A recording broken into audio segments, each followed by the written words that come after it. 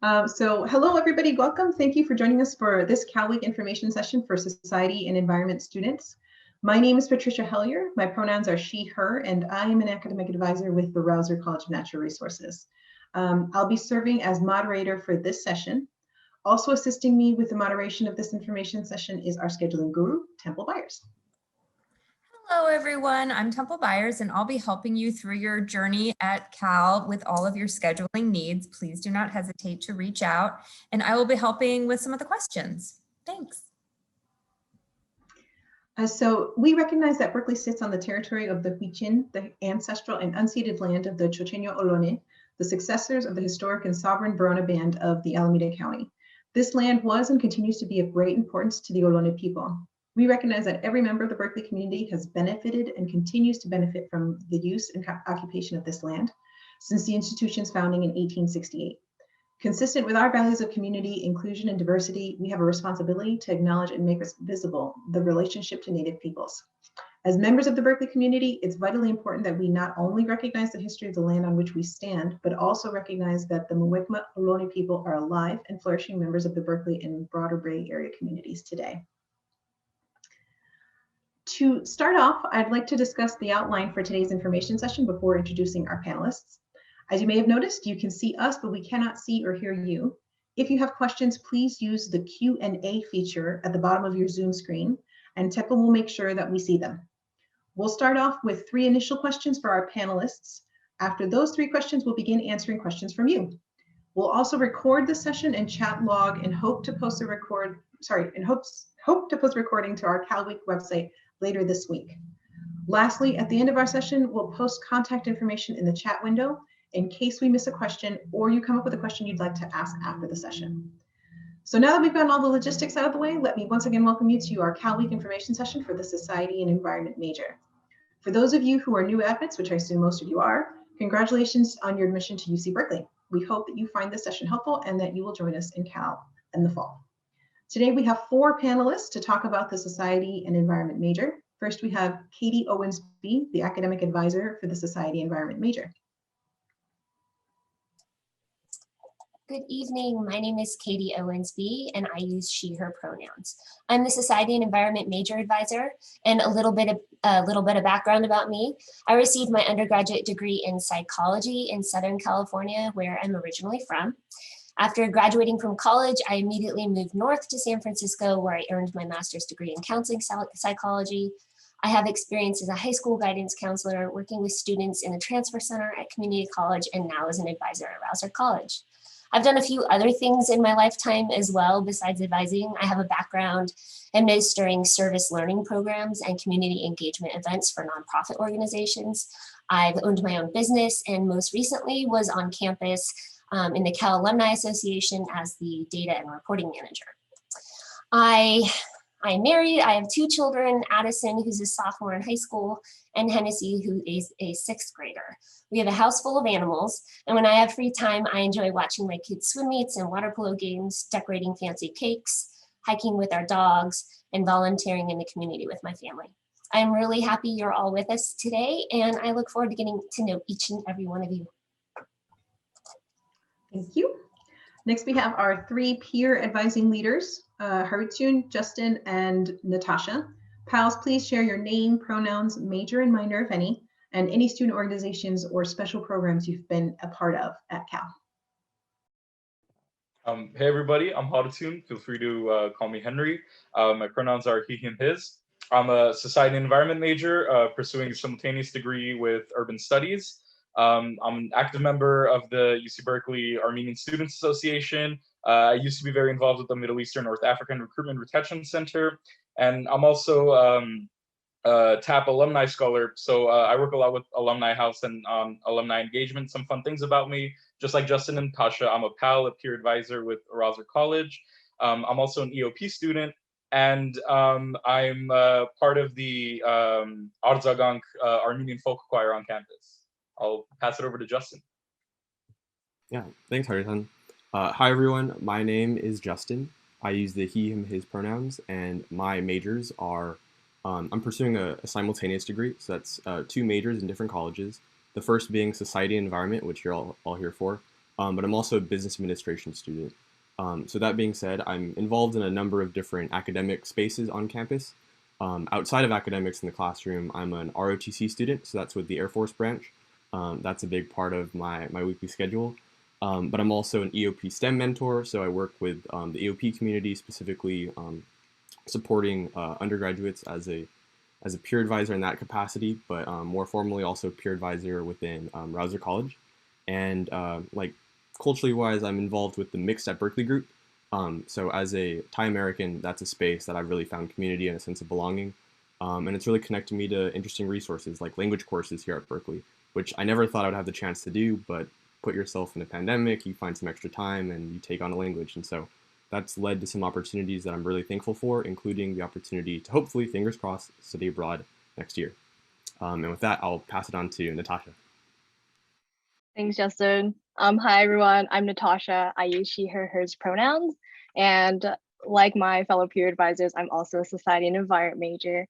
And I'm also double majoring, which is another major in the same college. So Rausser College of Natural Resources, environmental economics and policy. And I'm also minoring in city and regional planning. And whenever anybody asks what I'm studying, it's always a mouthful. But I am a member of the Berkeley Student Cooperative, which is a nonprofit housing cooperative that provides low-cost housing to Berkeley students who otherwise wouldn't be able to afford an education here. So I've been a member since my sophomore year, and since I've been admitted to Cal, I've also been working on campus, so work study and whatnot. And culturally wise, I was a part of the Nikkei Student Union, which is a cultural club for Japanese American students and anyone who pertains interest. And we've done a lot of community after that, but yeah, I'll go ahead and pass it on. Thanks, pals, for joining us today. We have a few questions that we want to start off with, and I'm going to list them all now so that you and the audience can start thinking about them. First, Katie, can you describe to us what the society and environment major is and what the course requirements are? After that, we'll ask our pals, what is it like to be a student in the society environment major? And what has been your favorite class or experience within the major? And then third question for our pals as well, what professions or profession do you hope to have after graduating? Lastly, for Katie, what are some careers that alumni have pursued? Okay, so we'll start off with Katie. Please, if you can describe what the society environment major is and what the course requirements are. Of course. Now I'm going to give you all a good amount of information, but please don't feel like you have to jot it down. We'll have time to review these requirements during Golden Bear advising, and you'll have time for questions at the end too. So the society environment major is a broad interdisciplinary major that focuses on the inseparability of social and natural systems. It allows students to explore how social science theories contribute to how we understand environmental problems, and from there, how effective policy and action are developed, giving students a basis for how social science tools can be applied to environmental issues and policy analysis. This major encourages students to examine the relevance of relationships between humans and their environments through three main areas of concentration. Students are exposed to all three areas and encouraged to take one class from each area of concentration before making a decision about which area of concentration they'd like to have as their primary. And the areas of concentration are US environmental policy and management, global environmental politics, and justice and sustainability. So the lower division course requirements for S&E are 5 breadths that cover the social and behavioral sciences, your international studies breadth, physical sciences.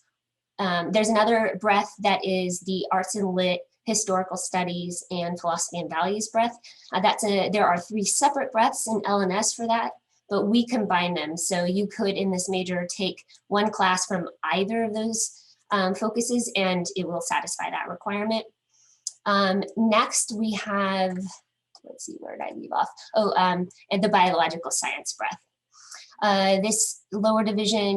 The lower division requirements also include 1 semester of an ESPM environmental science core class, 1 semester of an ESPM social science core class, 2 semesters of English, that's your reading and comprehension, 1 semester of math or statistics, and 1 semester of an introduction to economics, preferably microeconomics or environmental economics.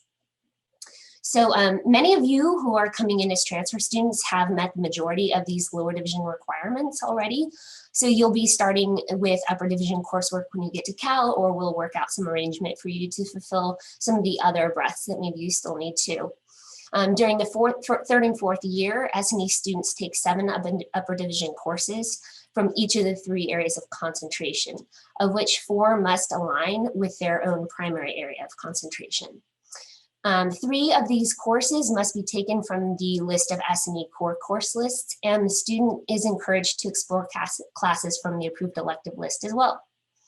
So in addition to these 7 upper division areas of concentration courses, S&E students will take 1 upper division environmental or political economics course. And during GBA, we'll go into more depth of how to select your primary area of concentration and how to satisfy those requirements. Okay, thank you. So second for our pals, what's it like to be a student in the Society and Environment major? And what has been your favorite class or experience within major? Sure, I'll go ahead and start. I love that the Society and Environment major is really interactive and experiential. There were many times where I was out like doing field work, studying how cows graze, or like harvesting fennel at the Oxford tract, and thinking about how, at the same time, a lot of my peers are in lecture halls. So I love how experiential it is. And for my favorite class, I'd say SPM 50 AC. It's a great, broad, and overall introduction to what you'll be studying over the next 4 years in the major. And I've met both of the professors who've taught it in the past 2 years, and they're both amazing professors. If you do take their class, I highly recommend you go to their office hours. They love getting to know their students better. Justin?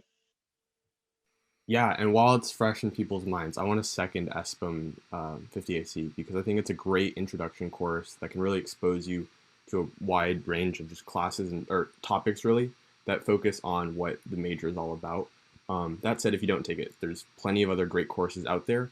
And another one that I'm thinking of is the one that I'm taking now, which is an upper division. So that's more for folks who are, once you've knocked out a couple requirements out of the way, but it's climate justice. And on that note, I think one of the beauties of society and environment is just what it focuses on, being more social science focused. I like to think of it as like the environmental studies major that we have here at Rausser College. And what's great is that even though it is largely social science focused, you can kind of focus in on those areas that you may be most interested in, and that being a more like a policy side or environmental justice. And so for me, I'm still deciding how I want to specifically narrow it down because I have some options, but it's that flexibility that I really appreciate with society and environment. As someone who came into the college not being the person who really wanted to take a whole lot of chemistry courses, society and environment offered that for me. But in the same sense, it also challenged me to think about environmental issues from a non-traditional way. And so taking these courses that have been more focused on environmental justice, those have been some of the courses that have really made me enjoy my time here at Berkeley and just sort of the overall experience that I've had. And so with that, yeah, that's pretty much my 2 cents on what I think of the major. Great, really been an advocate for it ever since coming. I declared as society environment. Business just happened to be something that came along the way. But since the beginning, I've been a huge fan for society environment. And I love the people in it. So I hope that all those who are here can also experience that same atmosphere. And I'll pass it on to Natasha. It's so funny that you guys mentioned SPM 50 AC because that was also one of my favorite classes that I've taken. So gonna third that. And I guess kind of on the similar note, I really enjoyed SPM C10, which is environmental issues. And that also covers a range of different environmental issues that you can possibly focus in on in your upper division. So you get a better sense of maybe what upper division classes you want to take. And I do believe that fulfills the science core, and the 50 AC one will fulfill like the social science core. So those are 2 great classes to take as in your lower division. But my overall experience, and I know Justin and Hudson have also touched on this, but I love the flexibility of the society and environment major. It's allowed me to take so many different classes, and honestly, what felt like a incoherent like series of classes and a lack of direction ultimately really refined my interest and passion in like environmental justice, and there is a concentration for that, so that was perfect. But yeah, it's allowed me to take so many different classes. I never thought I'd take like a data science class as one of my lower division statistics requirement, and that just paved the way to other things as well. So but on the other end, it also gives you some structure. So you're not just thrown out with a bunch of different classes to pick. It does give you a couple of options, and you can kind of work around that, see what's offered in the semesters. But yeah, I really appreciate the multidisciplinary and the flexibility of it. Fantastic. Thanks, Pals.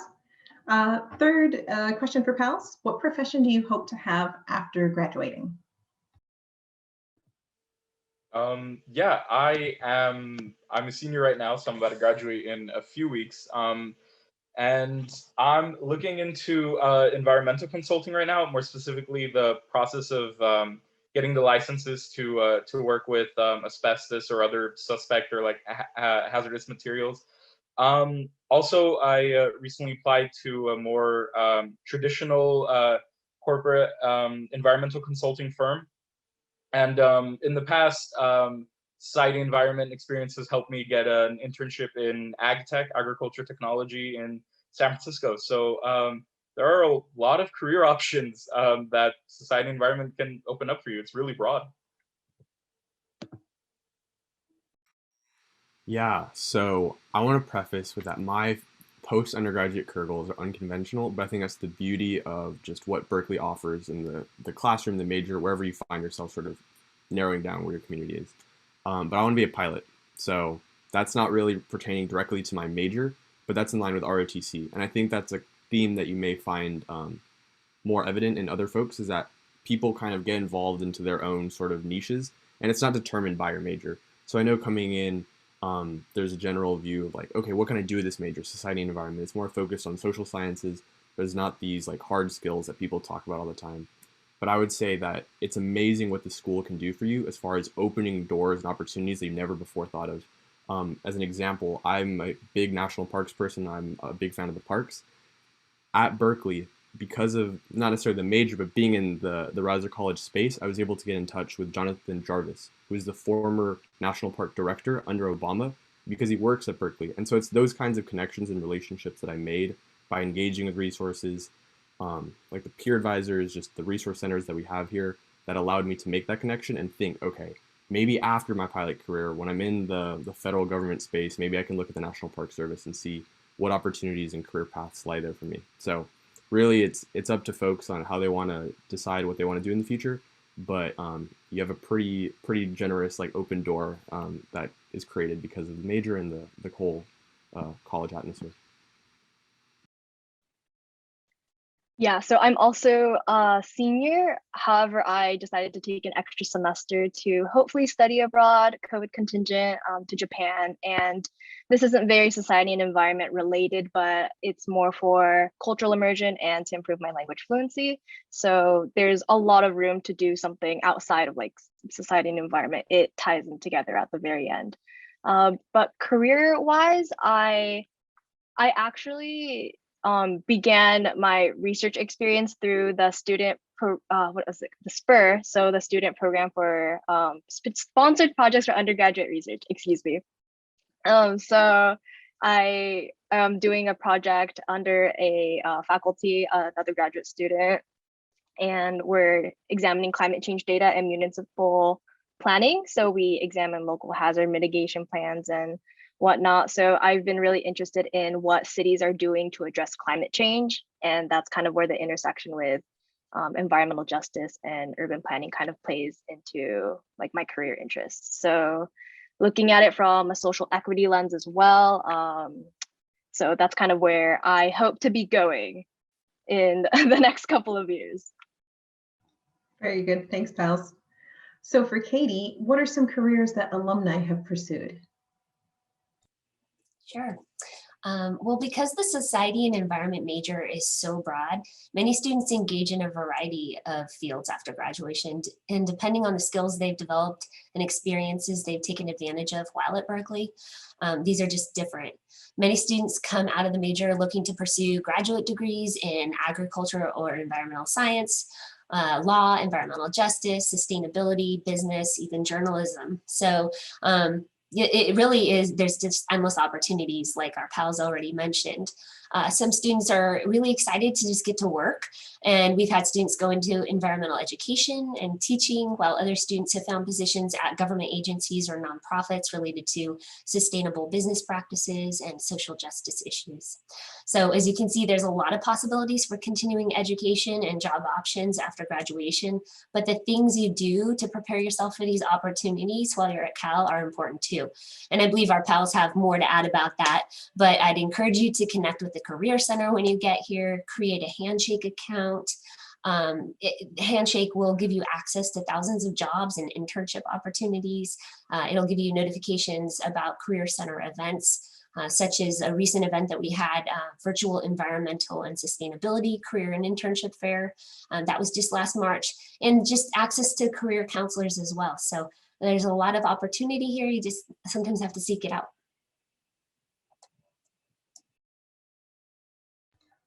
Thank you, Katie. So thank you all for starting us off with answers to those questions. Our next question comes from students who are participating in the panel, or sorry, in the who are attending. So the first question we have, how hard is it to do a sim major, meaning 2 majors in different colleges, in society and environment with another major, like for instance, urban studies or sustainable design? So those are actually really popular majors to do alongside with S&E.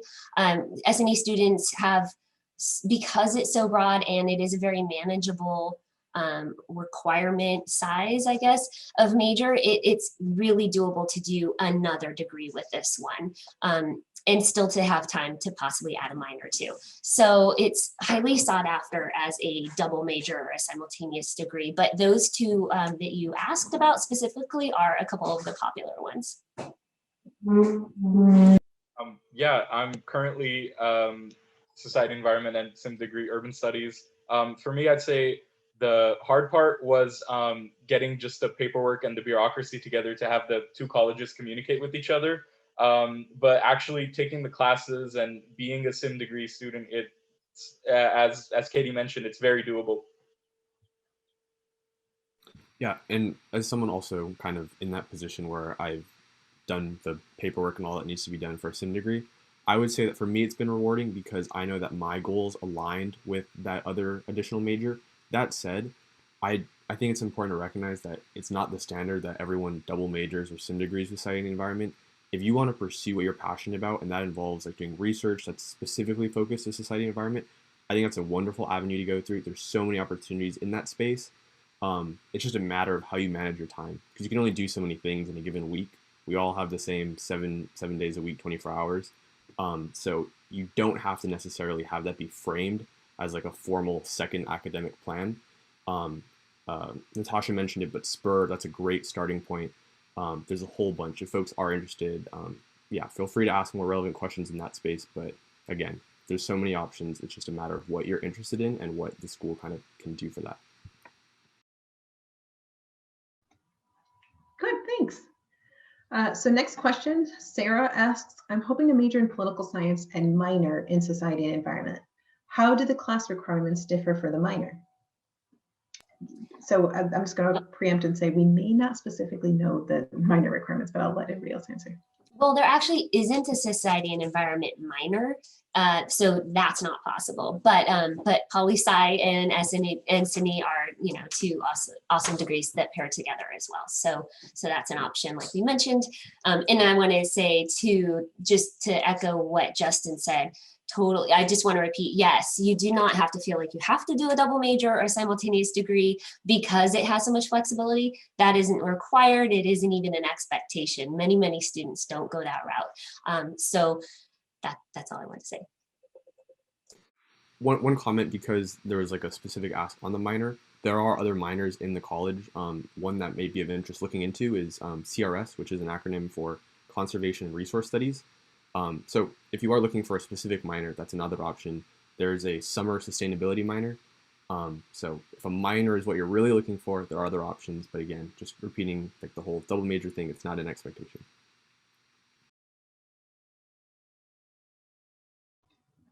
Great. And if folks check in the chat, we're sending information about minors, and as topics come up, we're putting those in there as well. So next question comes from Amin. I'm considering a sim degree in political science and S&E. Will some of my courses count for both degrees? So when you do a simultaneous degree, for the most part, our breaths will overlap with LNS's breaths. But the difference is that when you take breaths in our college, we require that you take them for a letter grade.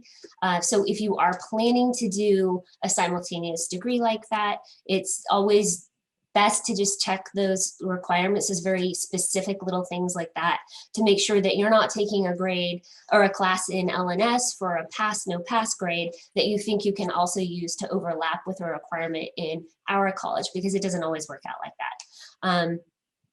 That said, many of those breaths will overlap, and in terms of upper division overlaps, you are allowed 2 within your upper division coursework.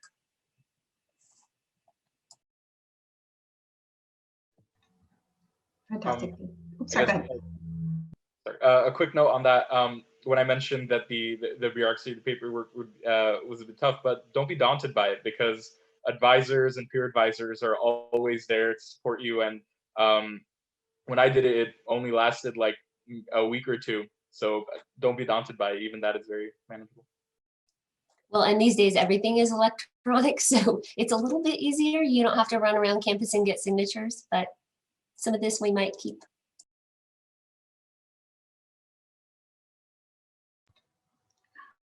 Thank you.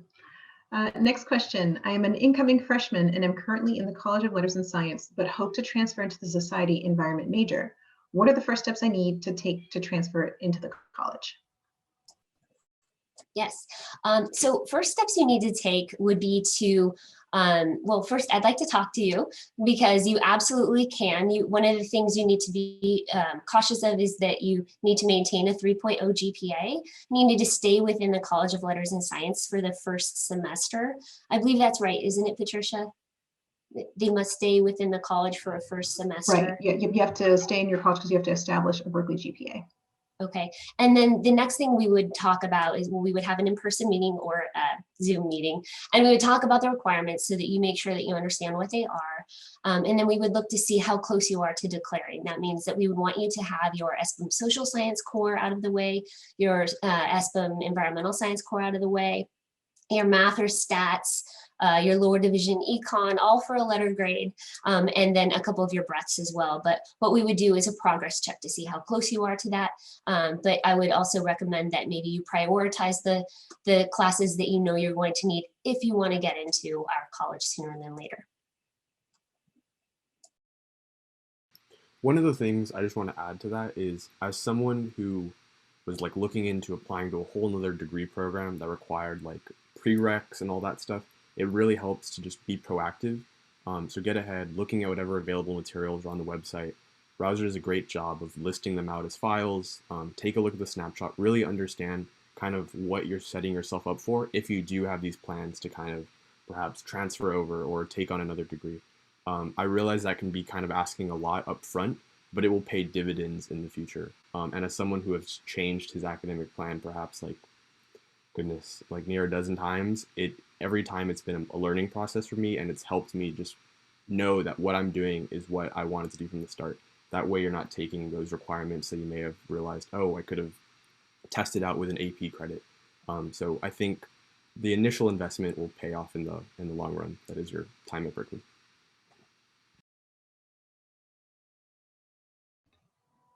Okay, thanks. So next question, Sherry asks, what kind of study abroad options are there?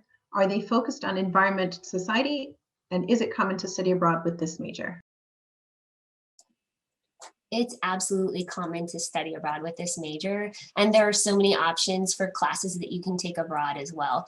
We've had students go to, well, really everywhere: Bordeaux, Italy, Australia, New Zealand, Sweden, Switzerland. There's quite a number of sustainability courses that you can petition, we call it, to have count towards S&E coursework back home. So we allow for 2 petitions for something like that. And we can talk about what that process looks like, but absolutely, there's a lot of opportunities for study abroad.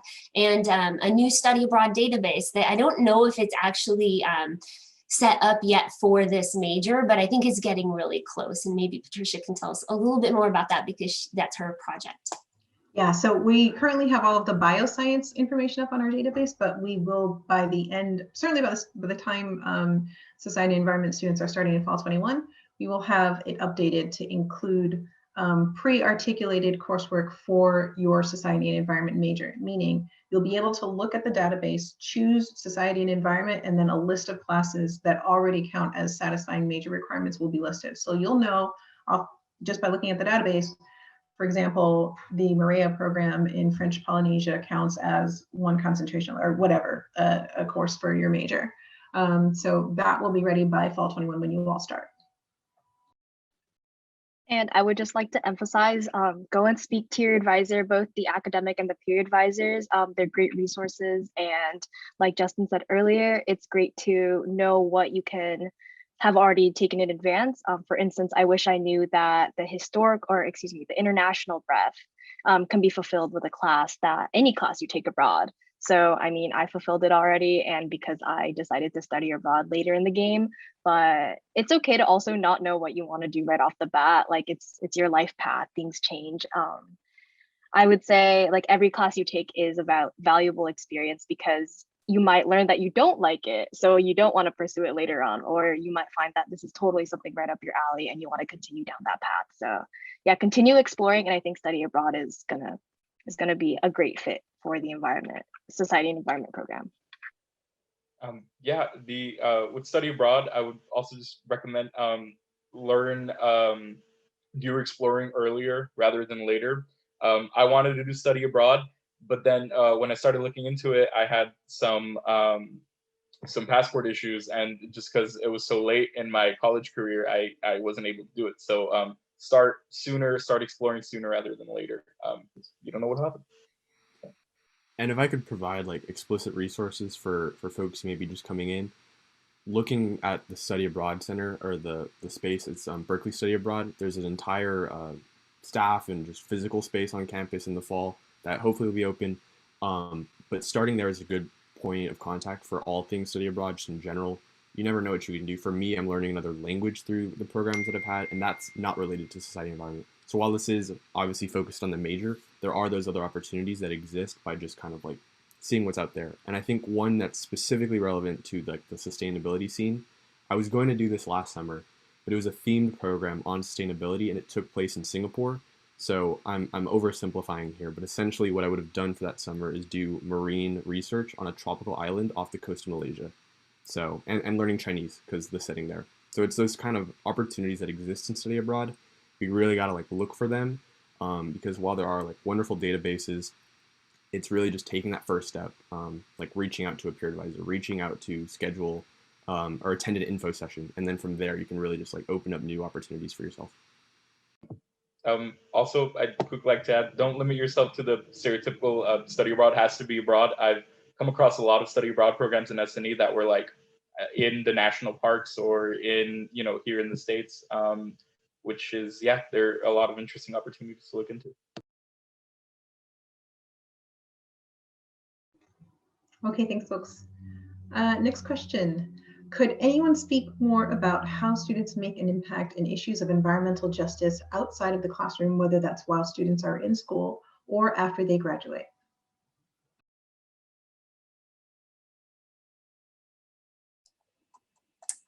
Students this might be a better question for you. Yeah, so I can kind of just throw some names of physical places that are good starting points again. I'm hesitant to like give explicit ones because I think it's really like you have to make that choice for yourself. But one of the things that I did during my first years was get involved in. So as you quickly will find out, there's a lot of acronyms in the Berkeley campus. CERC is one that you will quickly be familiar with. That is the Student Environment Resource Center, I want to say. The C is center. But essentially that space is a good starting point for all things in the environmental scene. One program that I did do, so I guess I'm kind of going back on what I said about explicit things I did, was solar spring break. I bring that up because it was an opportunity that allowed me to install solar panels on the homes of low-income families in California, and I did that during my spring break. Granted, folks may have other plans for what they want to do during spring break. That was what I did my freshman year. It worked out really well for me. I took courses that were related to energy as a result of that. So that's just one of the many things that are out there. You can also get involved with clubs, even on like the campus side of things. There's like work study jobs that are related to those spaces. You can do research, take on fellowships. There's so many. So good starting point, CIRC. And I think another thing outside of like clubs and organizations, I think research is also really great. I know society and environment is more social science, and research kind of has the connotation of STEM, like you're working in a lab, maybe you're going to work with petri dishes and whatnot. But like the project that I'm working on is very social science. We're extracting municipal planning from these cities, and we're examining like, okay, which demographics, which populations are being considered when, say, like extreme heat is being, I'm at a loss for words right now, but yeah, so I think research is really great. Yeah, I just feel like I didn't know that going into Cal, that research was also for everybody, for society and environment majors as well, not just for STEM. Yeah, I'd say even in addition to those kind of extracurricular ways you can get involved, what I like a lot about the society environment major is a lot of times through your classes and through the fieldwork involved in your classes, you can get involved in environmental justice. For instance, I remember taking an agroecology class, and for your fieldwork, for part of your fieldwork, you can choose to help a community who wants to build a garden and help them out. Just go ahead and build a garden. I ended up helping out a nearby elementary school. So yeah, and just in addition to things like CIRC and all those extracurriculars, you can also find a lot of opportunities just by taking classes and engaging in fieldwork. Fantastic, thanks guys. So next question, Devin asks, how does AP credit and community college classes transferability work within S&E? Sorry, one more thing before I hand off to whoever's going to answer. If you check the link I've just sent in the chat, it links you directly to the AP coursework that's accepted for S&E. Thank you for doing that. I was going to mention that, and also that we can talk about that. Just reach out to me personally, and I can evaluate your coursework and AP scores and let you know what that looks like. Okay. Grayson asks, is this a good major for someone who wants to pursue a career in transportation planning?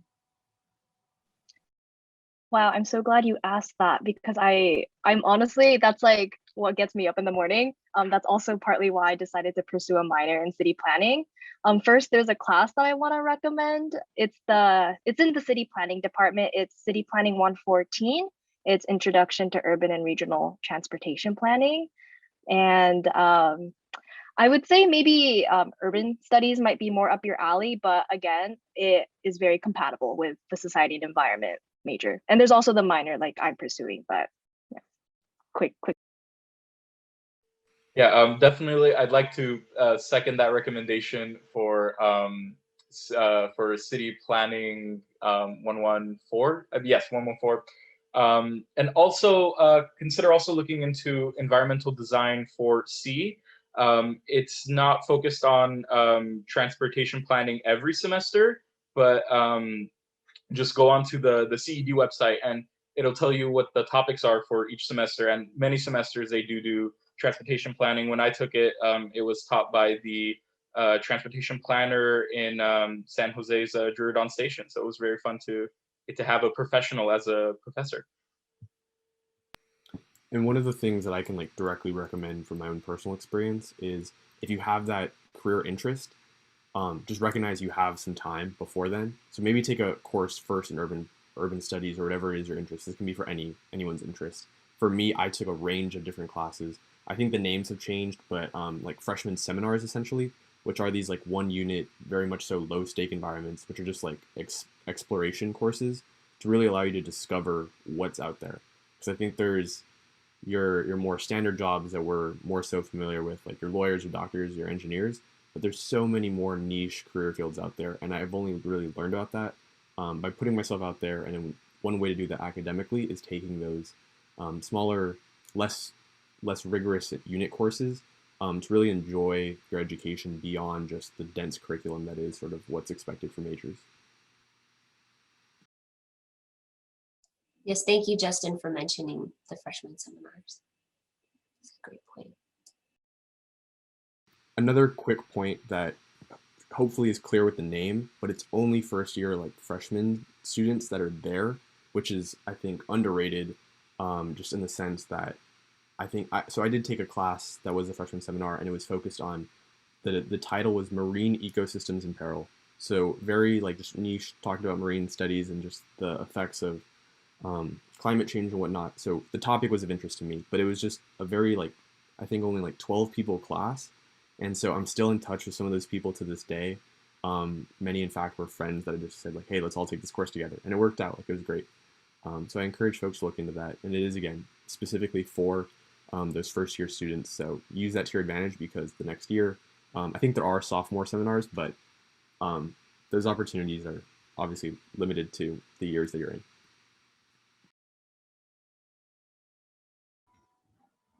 Okay, thank you.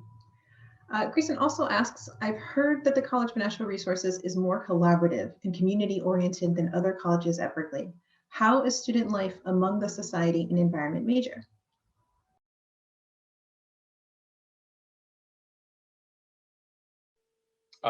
I definitely agree with that kind of, with the idea that CNR has a very supportive environment and kind of peer group. 260 Mulford is our student center, and almost anytime you walk in there, you will see students really having maybe a study session, or even just hanging out on the couch. And there's a really just having that space in CNR for like many different RCNR students to come together and bond really does make this small college have a communal feel, and feel like really, yeah, a smaller college within the larger university community.